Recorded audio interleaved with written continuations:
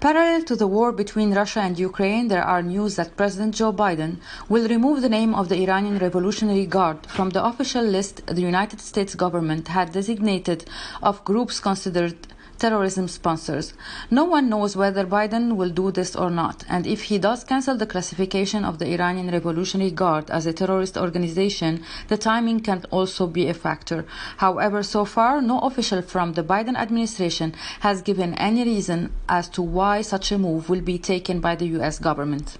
It's clear that the Iranian regime is negotiating with the United States to re-enter the nuclear deal in order to get sanctions relief. And as we saw before in 2015, that sanctions relief doesn't go to the Iranian people. It goes to the regime and to the Islamic Revolutionary Guards Corps, the IRGC, and the maligned behavior that it's pursuing within the region. So for the United States, it's actually going to be a challenge if the U.S. wants to prevent Iran to get a nuclear bomb while also preventing Iran from pursuing this type of activity, because we know that Iran will immediately put that cash back to bad use. So from my perspective, it's certainly not a good idea to allow this sanctions relief to be a key part of the nuclear negotiation. The Russian invasion to Ukraine will draw the features of a new world order. This is what will make the United States do a greater effort to convince the allies to limit the alliance to it in the midst of a world witnessing great changes at all levels. As the Wall Street Journal published that Saudi Arabia is heading to resort to selling its oil in Chinese yuan in reference to the complete disengagement from the dollar, which will have an impact on the global economy and thus the emergence of new political and economic alliances. It's not clear that the relationship between the United States and Saudi Arabia will be able to go back to the way it was before. And part of that is simply the bad blood that now exists between the kingdom and the current U.S. administration. I think that when we're looking at how the United States has publicly talked about Saudi Arabia, it's focused on the human rights violations inside of the kingdom, has talked about how Saudi Arabia has caused significant human suffering inside of Yemen, has blamed Saudi Arabia in part for the Yemen war, and has fundamentally laid at the feet of the kingdom a series of issues that the kingdom has become involved in. Meanwhile, what the United States doesn't talk about is how necessary of a partner Saudi Arabia has been for the U.S. over the years and even today. And it's one of those things that America needs to learn how to ensure that it's protecting its relationships and treating partnerships like they are partnerships, where it can't simply be ask all the time, but sometimes the U.S. will need to give to its partners in order to receive the same treatment. I think that the Biden administration really needs to learn this lesson in order to start repairing the damage that's been done between the two countries. U.S.-Saudi relations have deteriorated since President Biden took office over issues such as a White House decision to remove the Houthis from a list of designated terrorist groups. The long-standing Saudi request for more interceptors had been a point of contention between Washington and Riyadh, feeding Saudi officials' displeasure over what they contend was a lack of U.S. support for their intervention in the Yemen civil war. It's clear that the Biden administration thinks that it can give something to Saudi Arabia while not actually solving the problem at hand.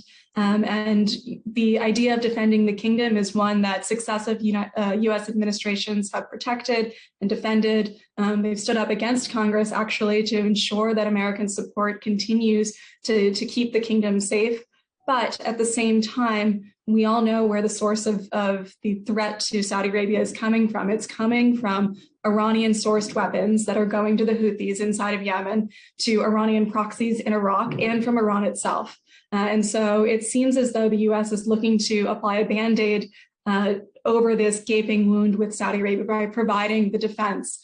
Certainly it's something that must be done, but it's not the last thing. And I think that's the challenge that I see today, is that the United States believes that simply by providing Saudi Arabia with the right weapons, with the right missile support and defensive support, that it can say that it's done enough for the partnership, when really it needs to be going to the root of the problem.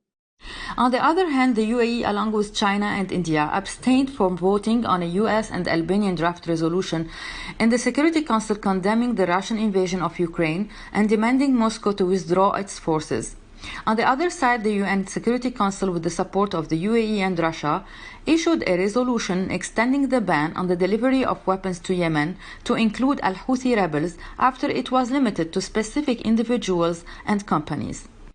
The Emiratis, I believe, conducted a little bit of a horse trade at the UN Security Council, less focused on the challenge with the United States and the relationship over the terrorist designation of the Houthis, and more so looking for Russian backing for Emirati initiatives on the Security Council against the Houthis. So certainly the Emiratis are unhappy with the Biden administration for the removal of the FTO designation and the refusal to reimpose that designation on the Houthis, even as the Biden administration calls what the Houthis are doing terrorist acts, says that they're conducting terrorist activity, but won't take that further step for very legitimate humanitarian concerns should that designation go through. But the Emiratis are also looking to ensure and hedge their bets on the Security Council with Russia. And we can see that elsewhere beyond just the UN voting, with the Emiratis reaching out to other partners in the region as the United States takes a step back. Recently, the UAE's reception of Syrian President Bashar al-Assad is the most prominent event. Abu Dhabi did that at a very sensitive time. It started from the fact that there are changes taking place in the region and the world, and therefore the opportunity must be seized in order to bring Syria back from the hijacking of its decision by the Iranian regime, especially since the UAE was the first to restore diplomatic relations with Damascus. It's certainly significant, and it's significant that the Emirates were the first ones to host Bashar al-Assad. Clearly, the Emirates have read the tea leaves and seen that the Assad regime is here to come, here to stay, and that reaching out and reinvesting in the relationship is something that they must do. It is a problem for the United States. We have the Caesar sanctions in place, of course, which is to prevent any support going to the Assad regime. But there is an issue within how the U.S. has dealt with Syria, wherein it's seeking to hold the Assad regime accountable for the massive humanitarian challenges that occurred under the Syrian civil war, but has not taken any steps really to do so beyond imposing these sanctions, and has even recently started to carve out sanctions relief for Syrian energy, for Lebanon, and for reconstruction inside of Syria. And so it seems as though we're slowly creeping back toward normalization without even calling it that. Hey, Maria Malouf here. Please click to like and subscribe to Maria Malouf TV YouTube page and catch our hottest interviews and most compelling analysis. You will not get it anywhere else.